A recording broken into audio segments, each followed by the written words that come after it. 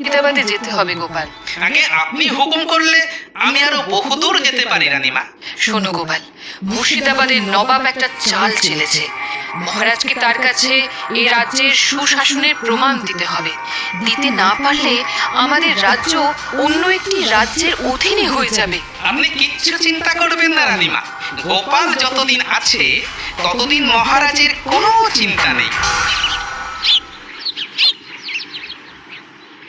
সমস্ত ব্যবস্থা ঠিক আছে তো? আপনি কিচ্ছু চিন্তা করবেন না জাহাপানা, আমি খাম্বাজ রাজকে সমস্ত বুঝিয়ে দিয়েছি। খাম্বাজ রাজকে শুধু সুশাসনের একটা প্রমাণ দিতে হবে, সে ব্যবস্থাও আমরাই করে দিচ্ছি। কিরকম? খাম্বাজ রাজ্য থেকে যাত্রাপালাতে অভিনয় করে এমন দুজনকে পাঠানো হচ্ছে, একজন পুরুষ